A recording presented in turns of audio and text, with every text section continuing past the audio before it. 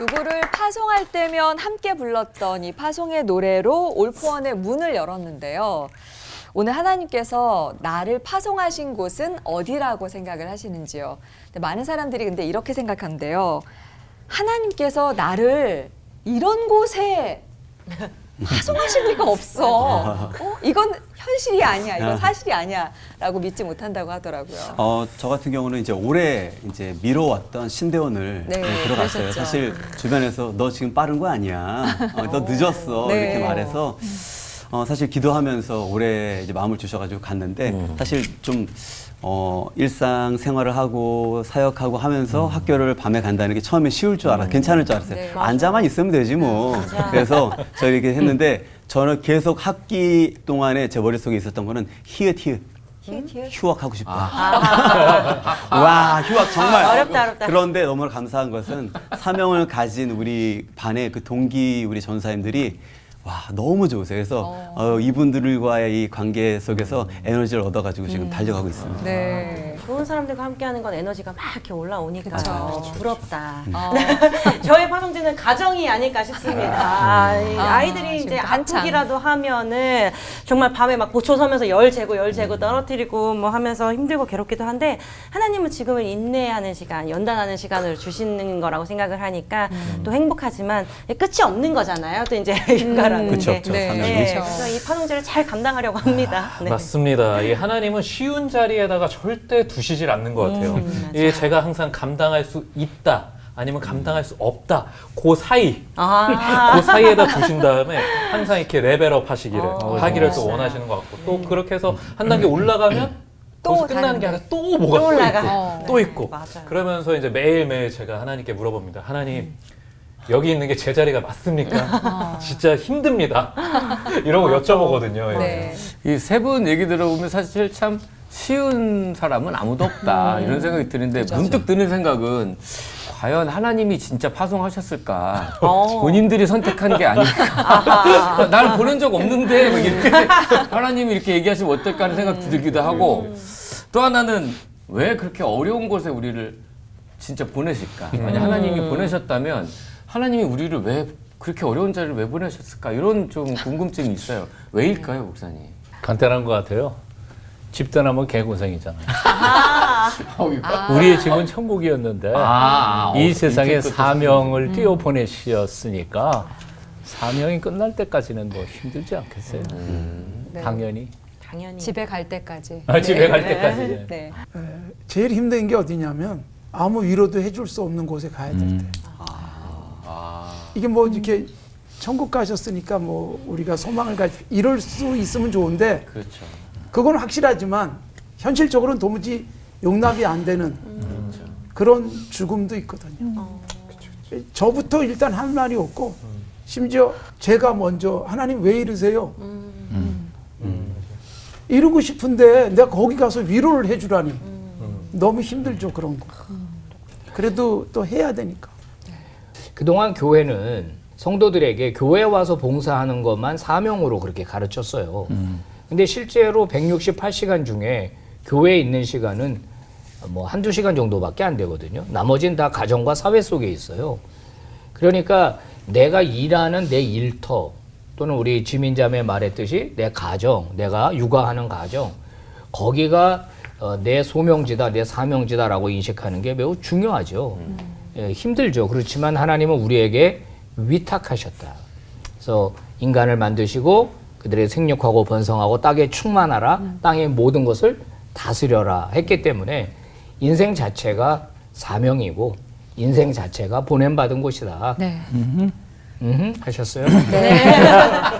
네. 내가 있는 이 자리에서 하나님이 원하시는 건 무엇인지 오늘 그 파송의 의미를 생각해보는 시간이 될 텐데요. 설교로 확인해보고 더 깊은 이야기 또 이야기 나눠보도록 하겠습니다. 서정호 목사님께서 시작해 주시죠.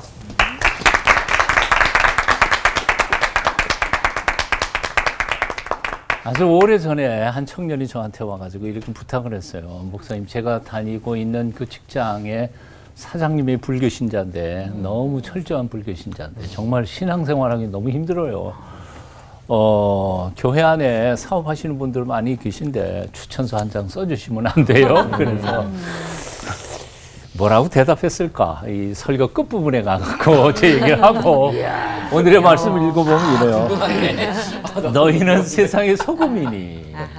예수님께서 우리의 정체성, 아이덴티티를 세상의 소금이라고 표현했어요.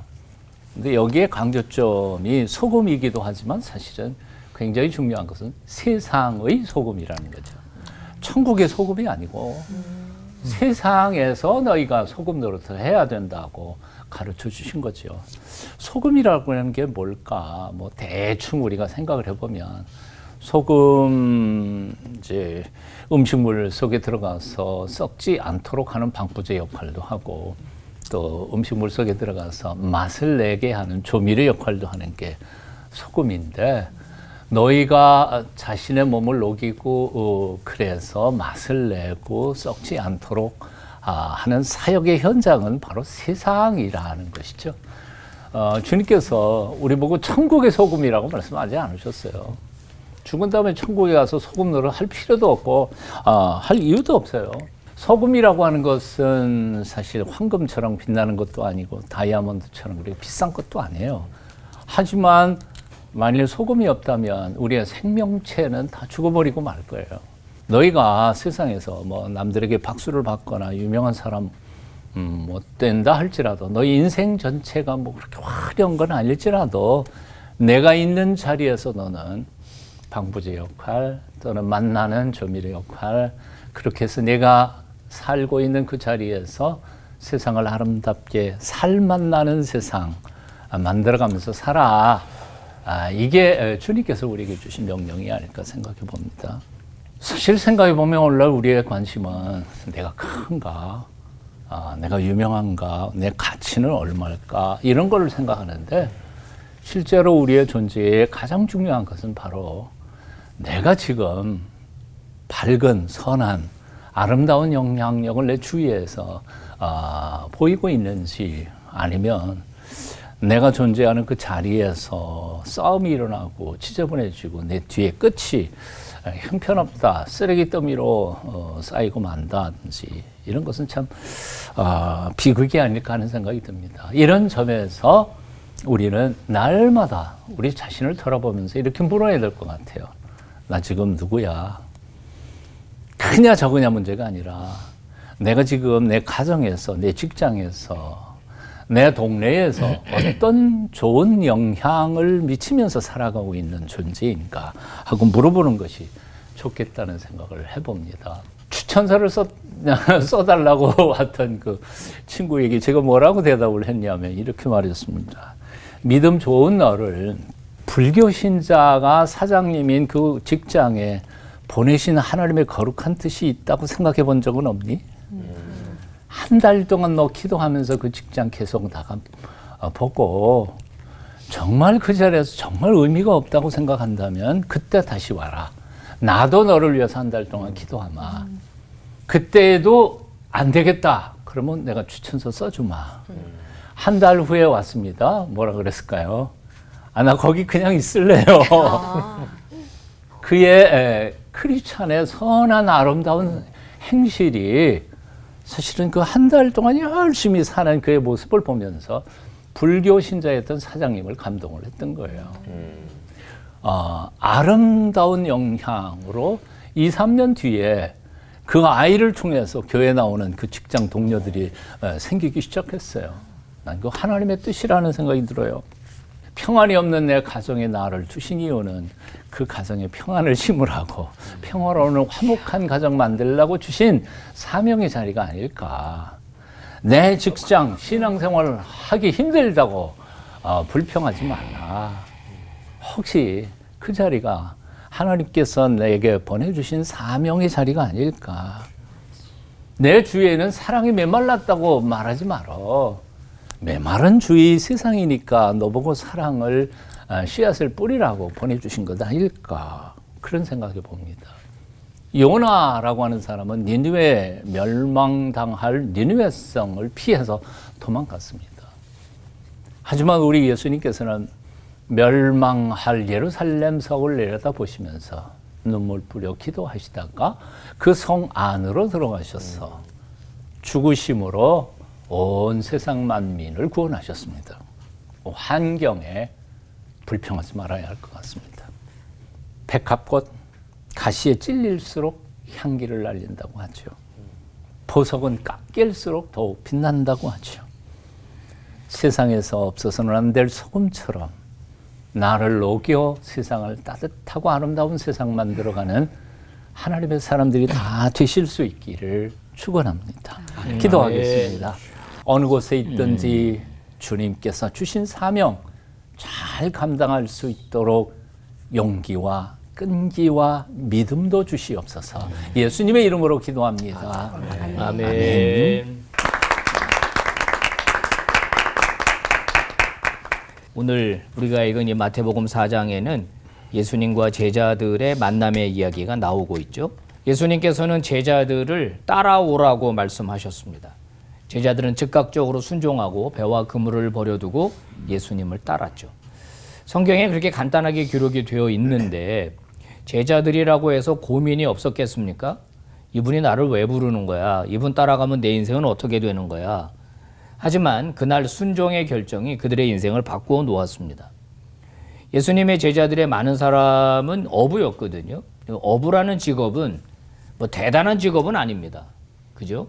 그런데 그들이 부르심에 순종했을 때 그들은 위대한 예수 그리스도의 제자, 또 복음의 사도들이 되었거든요. 오늘 23절을 보면은 예수께서 온 갈릴리에 두루 다니사 그들의 회당에서 가르치시며 천국 복음을 전파하시며 백성 중에 모든 병과 모든 약한 것을 고치시니 이렇게 되어 있습니다. 예수님의 3대 사역이죠. 가르치셨다, teaching, 그 다음에 전파하셨다, preaching, 그리고 고치셨다, healing. 이 3대 사역 중에 오늘 우리가 주목해서 바라보아야 할 것은 바로 예수님이 가르치는 사역을 감당하셨다는 겁니다. 주님은요, 선생님이셨어요. 어디 가든지 가르치셨습니다. 바닷가에서도 가르쳤고, 호수에서도 가르쳤고, 배 위에서도 가르쳤고, 산에서도 가르쳤고, 누구의 집에 들어가서도 가르쳤어요. 이게 굉장히 흥미로운 점이죠. 예수님은 만왕의 왕으로 이 땅에 오셨고, 인류를 구원할 구원자로도 오셨지만, 성경은 예수님을 선생님으로 묘사하고 있다는 점이에요. 자, 예수님이 부활하시고 난 다음에 유언처럼 하셨던 말씀을 우리는 다 기억할 겁니다. 오늘 우리가 불렀던 찬양도 그 가사에 연관이 돼 있죠. 너희는 가서 모든 족속으로 제자를 삼아라. 모든 민족으로 제자를 삼아라. 그 다음에 아버지와 아들과 성령의 이름으로 세례를 베풀고 내가 너희에게 분부한 것을 그 다음에 뭐라고 나와요? 가르쳐 지키게 하라. 그러니까 예수님이 제자들에게 마지막 유언처럼 하신 명령 안에도 가르침이 포함되어 있다는 거예요. 그래서요, 예수님이 승천하시고 난 다음에 예수님의 모든 사역이 오롯이 제자들에게 남겨졌을 때 제자들은 어떻게 했습니까? 가르치기 시작했습니다. 예루살렘에서 가르쳤죠. 각 가정에서 가르쳤죠. 사람들은 제자들의 가르침을 받았죠. 그랬더니 박해가 왔습니다. 감옥에 갇히는 일이 있었습니다. 매를 맞았습니다. 그런데 사도행전 5장 42절에 보면 뭐라고 기록이 되어 있느냐면 그들이 날마다 성전에 있든지 집에 있든지 예수는 그리스도라고 가르치기와 전도하기를 그치지 않았다. 이렇게 기록이 되어 있습니다. 제자들이 복음을 선포하고 가르친 것 때문에 그들은 복음을 알았고 구원을 얻었습니다. 그래서 교회는 계속적으로 성장할 수 있었거든요. 우리 기독교는요, 2000년의 역사를 가지고 있습니다. 예수님 때부터 지금까지 계속 교회는 복음을 전수하고 제자들을 세워왔는데 그 중심에는 뭐가 있냐? 배움과 가르침의 행위가 계속해서 선순환의 과정으로 일어나고 있었다는 겁니다. 배우지 않으면 참다운 그리스도인이 될 수 없습니다. 잘 배울 수 있는 가장 탁월한 방법은 가르치는 것입니다. 누군가를 가르쳐 보면 자기 자신이 가장 많이 배우게 된다는 걸 우리는 알게 되죠. 그동안 우리가 어디로 파송되었는가 주로 이제 선교지 얘기 많이 했습니다. 땅끝까지 가라 그랬으니까. 그 다음에는 우리의 일터로서의 파송되었다라고 하는 것도 사실 많이 강조되었습니다. 그런데 저는 이 가르치는 사역, 가르치는 사명이 정말 필요한 곳이 어디냐? 바로 우리의 가정과 우리의 자녀들과 다음 세대라고 하는 점을 강조하고 싶습니다. 우리 한국교회가 130년의 역사 가운데 전 세계에 유례 없는 큰 부흥을 이루었는데 오늘 우리의 다음 세대는 미전도 종족으로 전락하고 있다는 현실을 우리는 맞이하게 됐습니다. 가정과 교회에서 다음 세대가 너무 빠르게 사라지고 있습니다. 부모들은 아이들에게 신앙을 교육시키기 위해서 자녀들을 교회로 보냈습니다. 근데 그것만 가지고는 한계가 있더라는 거예요. 우리가 파송받아야 할 제1순위는 이제 우리의 다음 세대가 되어버리고 말았습니다. 어떤 분은 말하죠. 나의 가정이, 나의 자녀가 선교지가 되어버렸습니다. 선교 헌금은 많이 하는데 비전 트립도 가는데 내 일터에서도 크리스찬으로서의 사명을 감당하는데 내 자녀에게 복음을 전수하지 못하고 있는 오늘날의 현실입니다.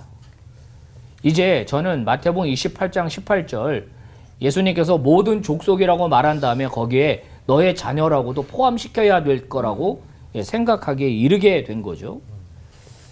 여러분, 교회의 사명은 가르치는 겁니다. 우리 주님이 가르치셨던 것처럼 또 수많은 그리스도인들이 자신의 자녀를 복음으로 가르쳤던 것처럼 이제는 우리의 자녀들을 복음으로 가르쳐야 하고 나는 거기로 파송받았다라고 부모로서의 책임을 자각하게 되는 그런 믿음의 종들이 되시기를 바랍니다. 기도하겠습니다. 하나님 아버지, 이제는 방향을 바꾸어서 내 자녀, 내 가정으로 나아가 복음을 전수하고 복음을 가르치는 믿음의 종들 다 되게 해 주옵소서. 예수님 이름으로 기도 올리옵나이다. 아멘. 아멘. 제가 산정교회 부임을 하고 난 다음에 우리 교회가 서초동이었기 때문에 1995년 12월부터 대법원의 신우회를 만들어서 시작을 했습니다. 그리고 지금까지 계속 하고 있습니다. 조금 있다가 법원 종합청사에 또 신우회가 만들어졌어요. 그 신우회도 제가 지금까지 계속 하고 있습니다. 신우회에서 예배를 드릴 때 점심시간에 예배를 드려요. 점심시간을 잠깐 내서 예배를 드리는데 한 가지 중요한 룰이 있어요. 점심시간을 오버하지 말자.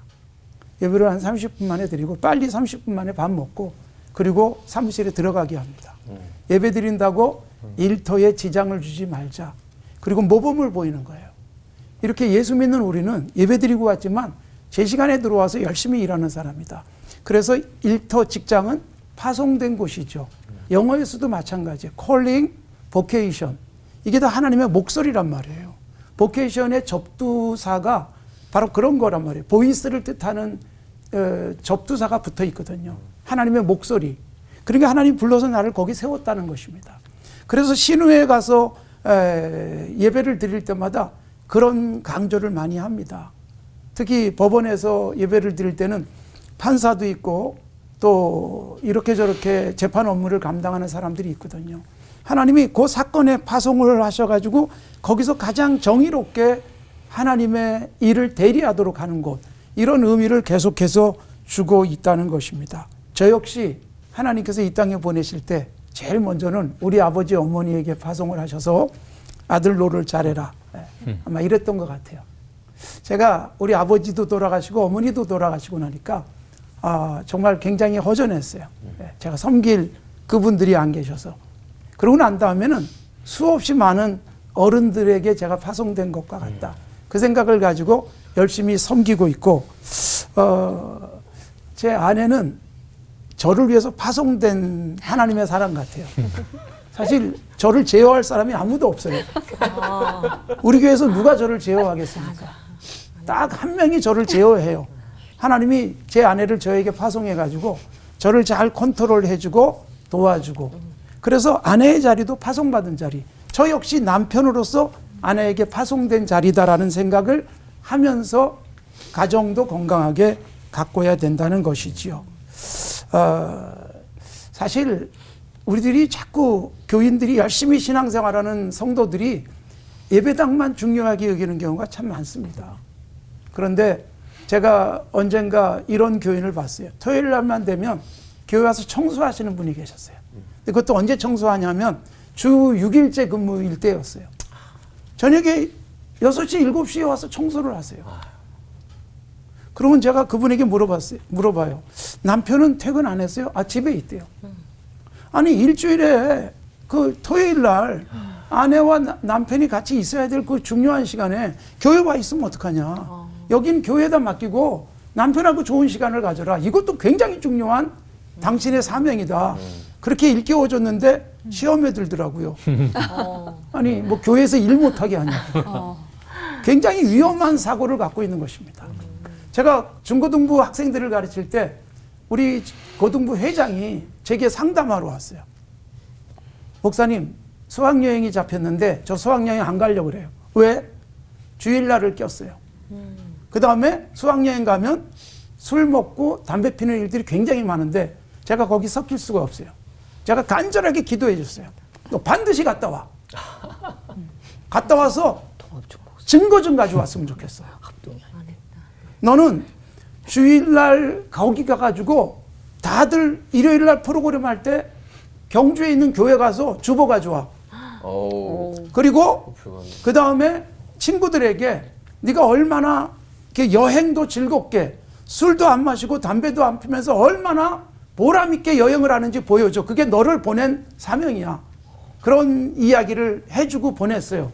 이 친구가 갔다 오더니 주보를 한 장 달랑 가지고 왔어요. 경주에 있는 교회 주보. 얼마나 저는 행복했는지 몰라요. 그리고 친구들하고 너무 즐겁게 잘 논 거예요. 술 먹는 친구들 속에 들어가서 얼마나 기쁘게. 우리들이 살아가면서 아, 이거 여긴 죄악된 곳이니까 가면 안 돼. 근데 죄 많은 세상 속에 예수님이 오셨잖아요.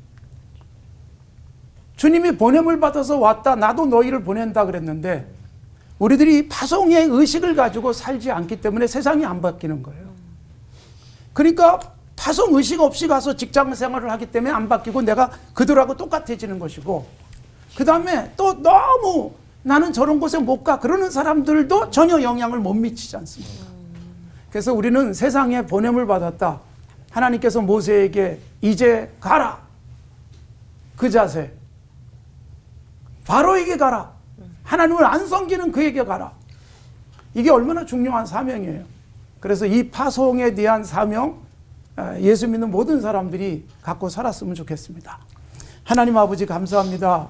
우리를 이 땅에 보내시고 또 여기저기 내가 있어야 될 자리에 보내셔서 일하게 하시는데 파송받은 그 뜻대로 잘 섬기며 좋은 열매들 거두게 하옵소서. 예수님의 이름으로 기도드리옵나이다. 아멘. 아멘. 아멘.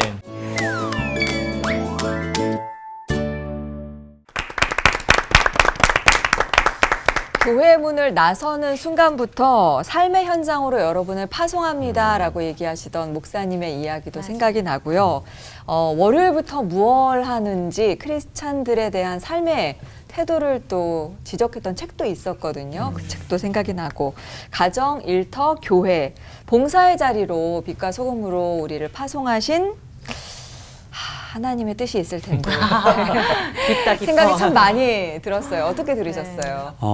저 역시 제가 속하고 있는 이런 자리들, 공동체들 속에서 내가 파송받은 자였구나. 그 진짜 세상의 소금이라는 것에 대한 좀 강력한 도전이 좀 있었고요.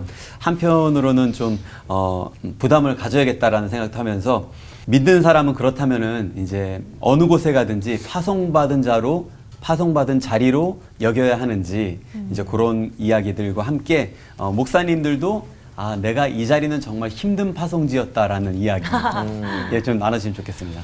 41년 목회했으니까 이제는 쉬어도 된다고 생각했는데 맞아. 아유, 아니에요. 글이 보내셨는지 내가 요즘에 이게 내가 설 차례인지 아닌지 요즘 고민이 바로 그겁니다. 너무 바쁘죠. 오히려 더. 네. 그러니까 끝낼 때까지 끝난 게 아니라고. 네, 목사님. 은퇴 전이라고. 네, 목사님. 네. 저는 너무 순진해가지고 그 첫 담임 목회지에 갈 때 저기도 목사가 필요하지, 예배드리는 성도가 있는데 목사가 필요하지 하고 좀 어려운 교회를 갔잖아요. 사명제라고 생각하고 갔는데 이게 만만한 게 아니더라고요. 이게 결코 쉽지가 않고 피할 수 있으면 피하고 싶다라는 생각이 드는 곳, 바로 그곳이 우리의 사명지가 되어야 한다라는 생각을 하면서 목사님들에게도 또 저에게도 그런 사명지가 있었던 것 같아요. 근데 돌이켜보면 힘들었지만 그러면서 저도 컸고 교회도 컸고 저도 근육이 많이 생겼고 많이 성장했고 그러니까 사명으로 받아들이니까 오히려 내가 성장한 것 같은 그런 생각이 드네요. 그렇다면 내가 있는 곳이 보냄 받은 자리라는 걸 알 수 있는 방법이 있는지 우리 김관성 목사님, 하나님이 보낸 자리로 알고 살면 그래도 뭐가 좀 다를까, 버팀목이 될까 싶어서 질문 드립니다. 저는 어쩔 수 없이 가야 되는 곳이 있잖아요. 네, 초등학교 졸업하면 중학교 가고 중학교 졸업하면 고등학교 가고 그렇죠. 고등학교 졸업하고 대학 가는 사람도 있고 직장 가는 사람도 있고 그리고 어차피 직장은 꼭 가야 되잖아요. 안 가고 살 수 없잖아요. 가야 되는 곳은 하나님이 보내신 것이다. 필수적으로. 가야 되는. 정말 중요한 것은 가고 싶은 곳에 가고 싶어 하거든요. 사람들이. 맞아요. 근데 욕심 때문에 가고 싶어 하는 곳은 소명 자리가 아닐 수도 있어요. 꼭 가야 되는 곳이라면 정말 하나님이 보내신 자리인데 이런 상담을 하는 적이 있었어요. 이 회사가 주일날 안 쉬어요 그러더라고요. 근데 제가 그랬어요. 주일날 안 쉬는 직장에 너라도 있어야지. 너마저 안 가면 그 직장은 주일 교회 지킬 사람들이 아무도 안 가면 거기 예수 믿는 사람 한 사람도 없을 거 아니냐. 백화점이 주일날 안 쉰다고 해서 백화점을 우리가 도외시하면 백화점의 수많은 사람들을 어떻게 우리가 영향을 미칠 수 있겠냐. 그런 얘기들. 근데 이게 굉장히 중요하다고 생각을 해요. 와, 멋있다. 우리 교인 중에 이렇게 예배 시간에도 휴대전화를 꼭 열어놓고 있어야 되는 분이 계세요. 응급실에 근무하시는 분. 오늘 당직이에요. 근데 잠깐 예배 드리러 나왔어요. 근데 예배 드리기 위해서 휴대전화를 꺼버리면 굉장히 위험한 일이 생기잖아요. 그렇죠, 그렇죠. 그러면 그 사람은 나는 예배 드리다가도 급한 환자 상태가 굉장히 위중해져서 빨리 와야 됩니다. 그럴 땐 가야 되잖아요. 그건 주님이 보내신 자리가 아니겠나. 이런 부분을 좀 우리들이 놓치면 안 되겠다. 그런 생각을 합니다. 와, 역시 목사님 생각이 목사님. 남다르세요. 네. CBS도 주일 근무합니다. 그러네요. 해야죠. 아나운서들. 주일날 네. 근무 안 하면 방송이 안 나오잖아요. 그렇죠. 네. 진짜. 많은 생각이 드네요. 진짜 여러 가지 생각이 드네요. 이 파송받은 자리라고 해도 이 때로는 그 자리를 떠나야 될 때가 또 있잖아요. 아까 서정호 목사님께서 설교하셨을 때처럼 그 청년은 또 그 자리를 지키기로 이렇게 했지만 이 자리를 떠나라고 하셨는데도 제가 못 알아듣고 나는 이 자리를 지켜야 돼요. 반대로 그렇게 하고 있을 때도 있잖아요. 그러면은 이 자리를 떠나라는 징표를 이렇게 주실 것도 같은데 그거를 제가 어떻게 그걸 분별하고 알 수 있을까요? 뭐 어떤 정답은 없는 것 같아요. 그렇지만 몇 가지 우리 힌트는 가질 수 있을 것 같아요. 첫째는 우선 하나님을 신뢰해라. 하나님 전능하신 분이시고 실수해서 이 자리에 놓으셨거나 아니면 다른 데로 보내실 분 아니시고 하나님 전능하시고 또 하나님은 나를 사랑하신다는 이 두 가지 사실만을 기억하면서 판단하되 상식적으로 판단할 필요가 있는 거죠. 예. 우리가 뭐 신비한, 영적 신비한 것을 얘기하다가 보면 가끔씩 우리는 실수를 범할 때가 있어요. 감정에 휩쓸릴 때가 있어요. 굉장히 상식적인 것이 굉장히 영적일 수 있으니까. 그러니까 상식적으로 판단하는 거예요. 내 욕심 때문에 이 자리를 지키고 있는 건지 아니면 정말 하나님이 원하시는 자리니까 내가 고생 무릅쓰고 이 자리에 있는 것인지 정직하게 하나님 앞에 자기 자신의 마음, 생각을 물어보고 판단할 수 있어야죠. 이건 분명히 하나님이 기뻐하시는 일이고 원하시는 일이라고 판단될 때에는 어렵더라도 그 자리에 있어야죠. 제 얘기를 조금 할게요. 부산에서 한 14년 목회하다가 지금 은퇴한 그 서울로 옮기게 됩니다. 부산에서 문제가 있어서 옮긴 건 아니고 또 지금 있었던 교회가 부산에 있던 교회보다 훨씬 크거나 어떤 비전이 있었거나 그런 건 전혀 아니었어요. 근데 하여튼 중간에서 어떤 선배 목사님이 거기 있을 만 하니까 이제는 한 번쯤 저는 평생에 교회 2교회를 섬겼는데 한 번쯤은 옮겨서 사역을 해도 좋지 않을까 선배 목사님이 이제 추천을 했었던 거예요. 그래서 우리 집사람하고 그 문제를 놓고 여름 휴가 동안에 한 3주 정도 이 옛날에는 기도원 많이 다녔으니까 이 기도원 저 기도원 다니면서 하나님의 뜻을 물었어요.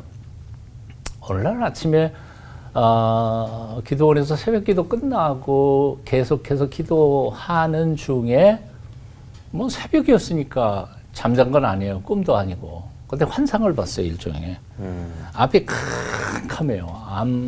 암굴에서 엄청 헤매다가 한참을 헤매다가 저 끝에 빛이 한 줄기가 쫙 이렇게 보이는 게 보였어요.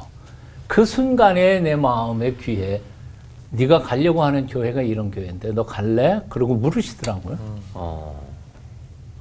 난 그래서 내가 이렇게 대답했어요. 주님, 제 생애가 다 당신의 것이고 당신의 뜻이면 가라 그러시면 되지. 갈래 안 갈래 물으신 건 뭡니까? 근데 그 얘기가 당신을 원하신다는 느낌으로 내가 받았으니까. 그러니까 그냥 확 통곡하면서 주님이 가라 하시면 저야 가죠. 갈래 안 갈래 그렇게 물으실 건 뭡니까? 그리고 아침에 결단을 했죠. 기도원에서 아침밥 먹으면서 우리 집사람한테 그 얘기를 했어요.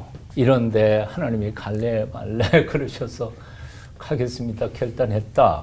우리 집사람하고도 의논 안 하고. 그러게. 그러니까 우리 집사람이 기가 막힌 거예요.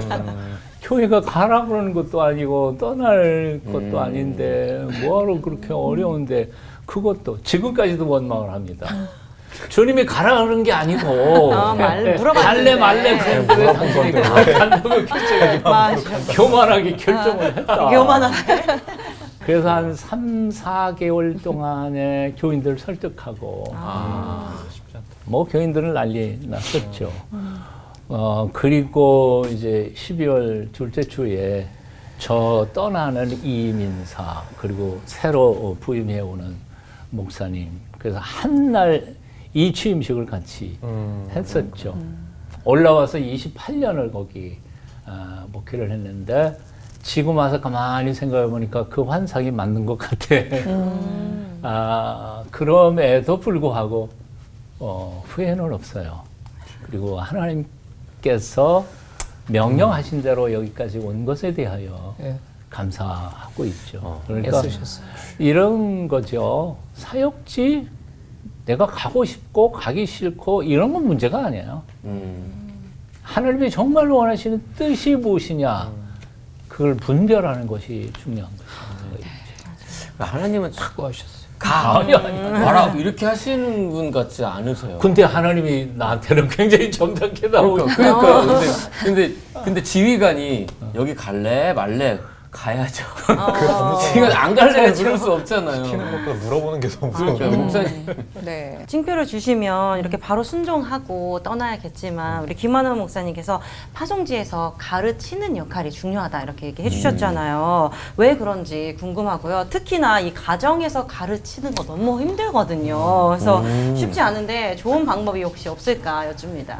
예, 이제 한국 교회 다음 세대가 위기에 처했다는 걸 이제 모두 주지의 사실이니까. 그래서 이제 전문가들이 연구를 했죠. 이런 일이 왜 생겼냐 한국 교회 안에 하고 분석을 해서 내린 결론입니다. 다음 세대가 이렇게 빠르게 사라지고 있는 원인 중에 가장 큰 요인이 부모 요인으로 나왔습니다. 부모 요인이. 그러니까 이게 뭐 환경도 아니고 뭐 시스템도 아니고 교회가 뭐 지원을 안 해서도 아니고 부모 요인으로 나왔는데 그 부모가 이제 쉽게 말하면 자기 자식을 신앙으로 가르쳐야 하는데 그거를 교회에 보내는 걸로 그 임무를 다 했다고 생각하는 게 문제였던 거예요. 근데 조사를 좀 더 해보니까 일주일 168시간 중에 아이들이 교회에 머무는 시간은 평균 1.5시간이에요. 그리고 나머지는 다 가정에서 그리고 세상에서 보낸단 말이에요. 근데 집에 와서 일주일에 부모가 신앙적인 얘기를 하는 가정은 거의 없는 거예요. 그러니까 부모 자체가 세속적이야. 대학교를 맹신하는 부모이니까 이게 문제고, 그 다음에 1.5시간을 교회에서 보내는데 선생님과 공부하는 분반 공부 시간은 그럼 얼마인가? 평균 15분 정도, 20분 정도로 나온 거예요.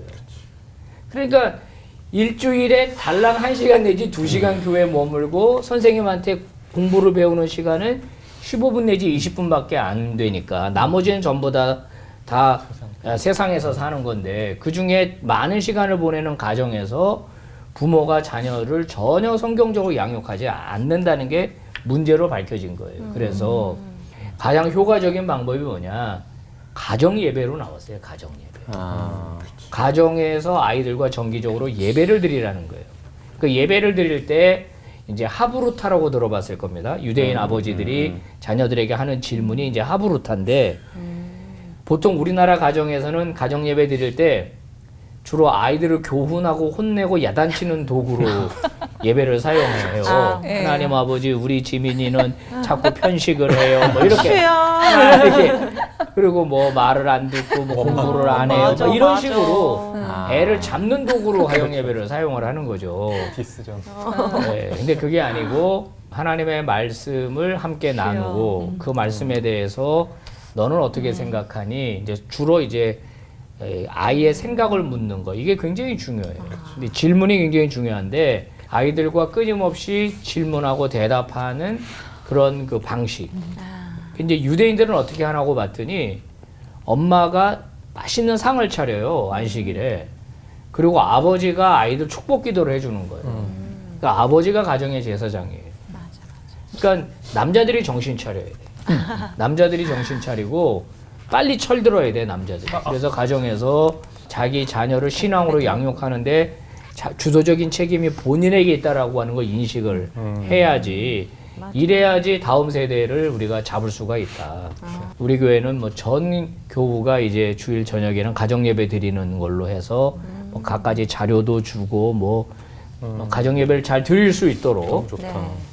이제 주일학교 본문을 제가 가져와서 설교하고, 그래서 어른들은 어른 설교를 듣고 아이들은 아이 설교를 듣고 저녁에 부모랑 만나서 관련된 성경 질문을 통해서 서로 이 충분한 그 신앙 교육이 이루어질 수 있도록 하는 걸 해보는데 기대됩니다. 네, 그렇게 되니까 30, 40대가 교회 안에서 또 전면으로 일어나게 되고 또 다음 세대들이 그나마 이 어려운 때 조금씩 이렇게 부흥하고 성장하는 걸 보는데 교회의 책임도 있고 부모의 책임도 있는 것 같아요. 목사님, 그 목사님 하신 지금 그 방법을 제가 한 2년째 하고 있어요. 할렐루야. 주일날.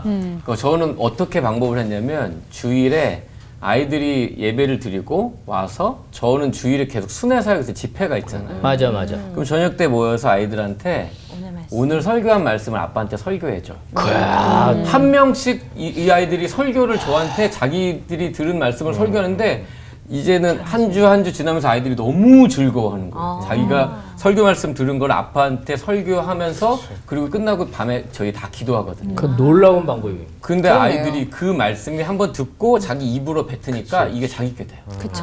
그 더 말씀이. 열심히 듣겠지. 네, 더 열심히 듣고 그게 그게 자기 아빠한테 아, 해줘야 돼요. 해줘야 그게 돼. 논리력, 사고력, 발표력 이게 다 잡힙니다. 인성까지 잡히니까 너무 좋아요. 굉장히 논술 공부 안 해도 되겠네. 그러네요. 논술 공부 안 해도 돼요. 그렇지. 그러니까 자기가 이렇게 아빠한테 설교를 하는 거니까. 근데 그 단어를 전 설교라는 단어를 쓰지 않고 오늘 말씀 들은 거 아빠한테도 말씀해줘. 그러면 아이들이 그게 그걸 하려고 서로 경쟁적으로 틀린 미안하지만 것을 이제 잡고. 제가 그렇게 우리 아이들을 키웠는데 오. 뭐 사고 안 치고 잘 자랐습니다. 근데 목사님이 너무 좋은 방법이세요. 네, 오늘 메시지 들으면서 참 부럽기도 하고 또 제가 서 있는 곳에서 어떤 역할을 해야 될 것인가도 깨닫게 되는데요. 우리가 서 있는 자리가 깨닫는다면 조금 할 수 있는 역할도 달라지고 환경도 달라질 것 같습니다. 그럼에도 사실은 돌발 상황이 너무 많은 게 우리 현실인데 피해갈 수 없는 또 돌발 질문도 여기서 한번 드리고 가봐야 되겠죠. 바로 네. 돌발 사건 드리도록 하겠습니다. 네. 돌발. 돌발 사건입니다. 돌발 사건이네요. 바로 질문 드리겠습니다. 목사님들도 파송의 노래를 꽤 여러 번 들으셨지 않을까 싶은데 이 관련된 돌발 질문입니다. 듣고 바로 대답해 주세요. 자, 파송받은 줄 알고 간 곳이 실은 내 선택이었던 적이 있다 없다. 하나 둘 셋. 고민 중. 없었던 것 같은데. 그 아리까리 하시가. 네. 없었던 것 같아요. 그런 고민은 안 해봤는데. 이러군요, 목사님. 없어요. 이런 돌발 상황이 있을 줄은 또. 목사님 숨기는 거 아니야. 네. 숨기는 거는 정말 이거밖에 돌발이다. 없습니다. 그러면 없다. 없다. 세 분 다 없다. 질문에 문제가 있었네. 질문에 문제가 있다. 자기 의로 네. 다니실 분이 아니십니다. 이것도 이게 우리적인 생각이었나 그러니까 맞아. 우리 생각으로 질문을 했는데 이런 돌발 상황이 있다. 목사님이 대답을 안 하셨나? 제 수준이 못 미쳤던 걸로. 네. 왜? 아니 왜냐면 우리는 일반적으로 우리는 그런 선택을 그치. 했다라고 생각할 때가 있잖아요. 그렇죠. 근데 목사님들은 있다고 해서도 문제가 있을 수 있는 거 아니니까 대답하기도 어려운 건 그런 일이 아닌데 뭐 없는 같고. 거지. 그런 일이. 사실 일반적으로는 작은 문제일 경우에는 우리는 뭐 소명이나 사명이나 직장이나 이런 그렇죠, 걸로 그렇죠. 생각하다 그러네요. 보니까 아무래도 평생이 걸리고 목숨이 걸리고 그러니까 그렇죠. 신중하게 생각할 수밖에 없는 거지만 그렇죠. 예를 들어서 뭐 일반 평신도일 경우에 직장을 어떻게 선택한다든지 이럴 경우에는 충분히 잘못 갈 가능성은 수도 없이 많을 거라고. 네. 근데 이게 끝이 좋으면은 하나님이 보내신 거라고 생각하고 끝이 맞아. 안 좋으면 내가 선택한 걸로 그렇게 판단할 가능성이 높아요. 근데 그게 아니고 과정으로 봐야지 맞아요. 그 저도 같은 결과로만 생각. 보면 안 된다. 맞아. 저도 같은 그러니까 생각. 동기는 더 중요하다고. 그러니까 동기가 두 개가 있는데 어느 쪽을 선택할 것인가 이런 것이었다면 사실은 그 내가 선택이 내 욕심 때문에 선택한 것일 가능성도 있어요. 그렇죠. 예, 어느 조건이 좋은 쪽이 있을 거 아니에요. 네네. 아까 우리 목사님도 말씀하시죠. 네. 그 거창고등학교 직업선택 10개명 있잖아요. 네. 저는 그게 참 되게 인상적이었는데 월급이 적은 쪽을 택해라. 오. 승진 기회가 없는 곳을 어허. 택해라. 와우. 아무도 가지 않는 곳으로 가라. 장래성이 전혀 없는 곳으로 가라. 직업 선택권 맞나요? 그리고 부모나 아내가 결사 반대하면 그 길이 맞다. 그 길로 가라. 야 지금 보면 그런 선택으로 가는 사람들이 사실 많지 않기 때문에 좁은 길이 아닐까 싶고요. 지금 내 처음 자리가 봤어. 그거에 비하면 꽤 괜찮아 보이는구나 싶은 생각이 들어서 그런 생각. 혹시 거창고등학교 문 안 닫았나요? 지금도 잘 된다. 아예 알죠. 잘 그리고 지금은 사실 네. 이 그렇다면 이야기를 그게 맞는 거예요. 네. 이 이야기를 처음 들었거든요. 네. 그래서 아 참- 진짜. 네. 오 신기하다. 10개명. 네, 그러니까요. 근데 직업 선택이 직업 선택 10개명. 10개명. 처음 들었어요? 네. 그러고도 이렇게 잘 살 수 있어? 그러니까요. 제가 이게 제가 보면서 그래? 그랬는데 사실 그럴 때 있잖아요. 하나님 왜 저를 이 자리에 왜 보내셨어요? 그러니까 이런 직업 선택에 이런 정말 아무도 택하지 않는 곳에 가고 장래성이 없고 뭐 다 결사 부모님이나 사람들이 결사 반대하는 곳을 꼭 선택해라 가라. 그래서 갔는데 하나님 진짜 왜 저를 여기 보내셨어요? 이런 생각할 때가 있잖아요. 근데 그렇게 힘든 순간을 목사님이나 저 아까 똑같은 생각이 그렇게 힘들고 이건 아닌가 보다라고 끝내는 게 아니라 그 기간을 지나고 나서 나중에 이게 하나님의 뜻이 여기 있었구나. 맞아. 그 하나님의 섭리를 좀 깨달을 때 저는 그때 그렇게 눈물을 많이 흘릴 때가 저는 가끔 지금도 여전히 그럴 때가 있어서 목사님들은 그럴 때가 없으셨는지 좀 궁금해요. 네. 지나온 길 하나님의 섭리임을 깨달았을 때도 느끼는 은혜 나눠주시면 좋겠네요. 너무 많죠. 너무 많으시죠. 해피엔딩만 이제 하나님의 은혜라고 생각하는 굉장히 위험한 함정이 그렇죠. 있으니까. 네, 근데 그렇죠. 오히려 맞아요. 하나님이 해피엔딩이 아닌데 맞아요.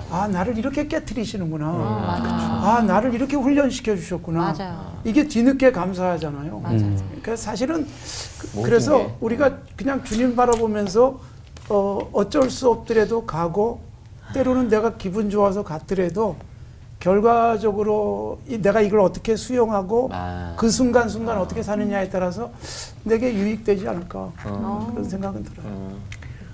목사님들 말씀하셨던 것처럼 결과를 가지고 하나님의 뜻이냐 아니냐 판단하는 것은 굉장히 위험한 일이라고 생각이 들어요. 왜냐하면 그 복음서에 나타난 뭐 예수님의 제자들조차도 결과는 다 뭐 순교했죠. 그 행복은 아니잖아요. 네. 사도 바울 자체도 그렇게 사명을 감당했는데 결국은 목이 잘려서 죽었고 결과에 상관없이 하나님께서 나와 동행하셨고 또한 그 일을 하셨구나 하는 것을 느낄 때가 감격하는 거죠. 사실 뭐 들은 사람 들으겠지만 하여튼 저는 작년 은퇴하면서 참 많은 일들을 겪으면서 인간적으로는 많이 어렵고 힘들었고 뭐 지금도 그렇습니다만 그러나 그때의 내 마음속에 경험했던 거는 바로 이런 것 같아요. 41년 목회하면서 목사로서 진짜 목사 만들려고 하나님의 마지막 테스트와 훈련을 하신 거 아닐까 그러면서 우리 집사람하고 감사했어요. 근데 정말 그런 것 같아요.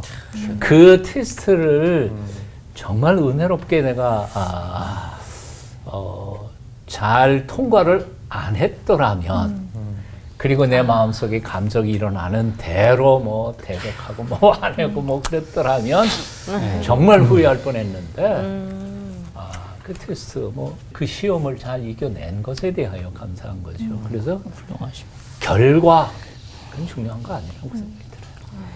그 사명이라는 말이 한자로 보면 심부름 사자더라고요. 그렇죠. 그 목숨 명자더라고요. 불일사. 요걸 조금 이제 풀어서 설명하면 하나님이 나한테 심부름 시키기 위해서 이 땅에 나를 보내고 어느 지점으로 나를 보냈다. 그걸 깨닫는 거잖아요. 칼 힐티라고 하는 이제 스위스 사상가가 이런 얘기를 하죠. 내 인생 최고의 날이 언제냐? 사명을 깨닫는 날이다. 그러면 그때부터는 모든 게 달라져요. 바라보는 관점도 달라지고 일을 대하는 태도도 달라지고 다만 내가 그걸 사명으로 인식하지 않기 때문에 힘들어요. 근데 하나님이 나를 심부름꾼으로 거기에 보냈다라고 깨닫는 게 굉장히 중요한데 그 얇은 책 중에 가르시아 장군에게 보내는 편지라는 책이 있습니다. 이게 100년이 넘은 책이고 1억 부 이상 팔린 책이에요. 이게 이제 미국과 스페인이 쿠바를 놓고 전쟁을 하는 과정에서 스페인 반군이 밀림 속에 사는 거예요. 근데 그 사람의 이름이 가르시아인데 워낙 신출 귀몰해가지고 어디 있는지 아무도 몰라. 근데 이제 미국 대통령으로서는 중요한 편지를 그 사람한테 보내야 되는 거예요. 그걸 누가 가지고 가느냐? 루안이라고 하는 이제 장교가 그거를 가지고 가요. 근데 그 책에 보면 그냥 가지고 가. 그분이 어디 있나요? 어떻게 찾아가야 되나요? 단서는 뭐나요? 물어보지 않고 제가 다녀오겠습니다. 그리고 그 장교가 그 편지를 가지고 가르시아 장군을 찾아가서 결국은 전달하고 돌아오거든요. 근데 이 저자가 뭘 묻냐면 오늘날도 이런 사람들이 필요하다는 거예요. 그러니까 해내는 사람과 해내지 못하는 사람이 있다는 거거든요. 이런 핑계 저런 핑계를 대면서 못해요, 안 돼요, 못 가요, 안 가요 이게 아니고 그래서 저는 이 책을 우리의 이제 믿음의 사람에게 적용을 했을 때 하나님 입장을 생각해 봤어요. 하나님이 내가 그 지역에 누군가를 보내고 싶은데 그럴 때 주님 보낼 만한 자를 보내시는 게 어떠실까요? 저는 아닌 것 같은데요. 이게 아니고 저 여기 있습니다. 저 여기 있어요. 제가 해낼게요 라고 하는 사람이 필요하니 우리 모두가 빨리 사명을 자각하는 게 좋겠다. 그 일이 무슨 일이든지 간에 청소하는 일이라면 누구보다 청소를 깨끗하게 하시라. 멋지게 하시라. 음식을 만드는 분이라면 누구보다 맛있게 하시라. 그게 말씀을 전하는 일이라면 누구보다 설교 준비 잘 하시라. 남을 웃기는 일이라면 신나게 웃기시라. 네. 내가 하고 싶고 내가 되고 싶은 것을 하나님께서 사명으로 주셨다라고 잘못 생각할 때도 사실 있는 것 같습니다. 욕심을 가장한 그 사명에 속지 않도록 하나님의 뜻을 좀 구할 수 있는 시간이 되면 좋겠고요. 아까 서정호 목사님 말씀대로 나로 인해서 내가 함께 있는 이 자리가 좀 더 아름다워지고 밝아지고 그렇다면 하나님이 얼마나 뿌듯하게 보실까라는 생각이 좀 들었습니다. 힘들어도 귀찮아도 여기 이 자리 이렇게 잘했다 이 생각하면서 견디는 은혜 우리 좀 함께 나누면서 끝인사 외쳐봤으면 좋겠습니다. 오늘 끝인사는 나의 파송지를 사랑하는 마음으로 외쳐볼까요? 내가 누려왔던 모든 곳들이 은혜였어. 네, 당연하지 않은 은혜로 하나 되는 시간 올포원.